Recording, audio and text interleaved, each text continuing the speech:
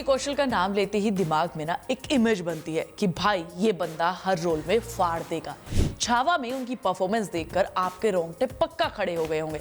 और सिर्फ छावा ही क्यों, उरी, राजी, सरदार उधम जैसी फिल्मों ने उन्होंने प्रूव करके दिखाया है कि बॉलीवुड में सबसे प्रॉमिसिंग एक्टर में से वो एक है। और अब छावा का बज़ हर तरह बना हुआ है। ट्रेलर ने एक्साइटमेंट बढ़ा दी है, रॉयल सेट्स हैं, दमदार सिनेमेटोग्राफी है और इंटेंस हिस्टोरिकल बैकड्रॉप है। लेकिन रुकिए, आज के इस वीडियो में मैं तुम्हें कुछ ऐसा बताने वाली हूं कि इन सब के बावजूद भी मुझे ऐसा लगता है कि फिल्म बॉक्स ऑफिस पर वो धमाल नहीं कर पाएगी। शॉक्ड हो गए ना? लेकिन भाई इसके पीछे कुछ स्ट्रॉन्ग रीजन है। आज मैं उन्हीं पर बात करने वाली हूं, तो रिलैक्स बैठो और मेरी बात पूरी सुनो। उसके बाद तुम मुझे कमेंट्स में कुछ बोलना आकर, ठीक है? लेकिन उससे पहले शॉप नाउ पर जाओ, जाकर मैंने तुम्हारे लिए एक वॉच डाली है। और भाई समय के साथ चलना सीखो, इसके लिए घड़ी जरूरी है, खरीद लो जाकर। और अब बात करते हैं विकी कौशल की छावा के बारे में। देखो, विकी कौशल का कोई जवाब नहीं है। जब बात आती है एक्टिंग की तो उन्होंने हर बार प्रूव किया है कि वो एक वर्सेटाइल एक्टर है। छावा में उनकी एक्टिंग बहुत दमदार है, इस बात में कोई भी शक नहीं है।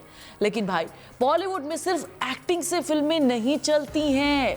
ऑडियंस को स्टोरी चाहिए, थ्रिल चाहिए और सबसे जरूरी चीज एक रीजन चाहिए, वो जो थिएटर तक आ जाए। छावा के केस में ये रीजन थोड़ा सा कमजोर है। अब तुम बोलोगे कि संभाजी महाराज के ऊपर कहानी है तो वो अपने आप में दमदार होगी। रुको जरा, सब्र करो, मेरी पूरी बात तो सुनो। देखो, सबसे बड़ा इशू छावा की स्टोरी के साथ ही है। छावा राजा छत्रपति संभाजी महाराज की जिंदगी पर बेस्ड है। संभाजी महाराज का नाम सुनते ही हमें उनकी वीरता, उनके सेक्रीफाइसेस और उनके स्ट्रगल की सारी कहानी याद आ जाती है। महाराज की स्टोरी इंस्पायरिंग है, लेकिन सच ये है कि ऑडियंस ऑलरेडी इसके बारे में जानती है। स्कूल में इतिहास की किताबों से लेकर डॉक्यूमेंट्रीज और लोकल स्टोरीज तक संभाजी महाराज की लेगेसी को काफी ज्यादा कवर किया गया है। और ऐसे में ऑडियंस के पास एक्साइटमेंट वाला वो फैक्टर नहीं बचता कि भैया उसे जाकर थिएटर में देखे। अब सोचो, जब पद्मावती आई थी तो रानी पद्मावती के बारे में लोग कितना कम जानते थे। ये जानते थे कि भाई उन्होंने जौहर किया है, क्या किया है, क्यों किया है, कैसे किया है, किसकी वजह से किया है। ये सब क्यूरियोसिटी थी। यही क्यूरियोसिटी पद्मावत को सुपर हिट बना गई। लेकिन छावा में ऐसा कुछ भी देखने को नहीं मिलेगा, इस पर मुझे डाउट है। और यही इस मूवी का सबसे बड़ा ड्रॉबैक भी है। तुम कह सकते हो कि नहीं, हमें तो पद्मावती के बारे में सब कुछ पता था। ऐसा नहीं है, हम तो बस दीपिका के लिए इस मूवी को देखने के लिए गए थे। तो कोई बात नहीं, एक और एग्जांपल देती हूँ। हिस्टोरिकल ड्रामा मूवीज बहुत सारी बनी हैं, तब तुम शायद समझ पाओ। एक और मूवी है जोधा अकबर। इस मूवी में ऑडियंस को एक रॉयल लव स्टोरी देखने को मिली। जोधा और अकबर की केमिस्ट्री, ग्रैंड सेट और ऋतिक और ऐश्वर्या की एक्टिंग ने इसे आइकॉनिक बना दिया था। जोधा अकबर की कहानी के बारे में भी लोग इतना नहीं जानते थे कि क्या हुआ, कैसे हुआ, किस तरीके से दो अलग धर्मों के लोगों की शादी हुई, वो भी उस टाइम पर। ऐसे ही बाजीराव मस्तानी और बाजीराव की लव स्टोरी के बारे में लोग ज्यादा कहाँ ही जानते थे यार। क्यूरियोसिटी ने इस फिल्म को सुपर हिट बनाया। और फिर से मैं वही बात कर रही हूँ कि छावा के केस में ऑडियंस ऑलरेडी सारी स्टोरी जानती है। संभाजी महाराज के जिंदगी के बारे में ऐसा कोई पहलू नहीं है जिसके बारे में लोग नहीं जानते हैं। और यही सबसे बड़ी वजह है जिसकी वजह से ये मूवी बॉक्स ऑफिस पर कुछ खास कमाल नहीं कर पाएगी।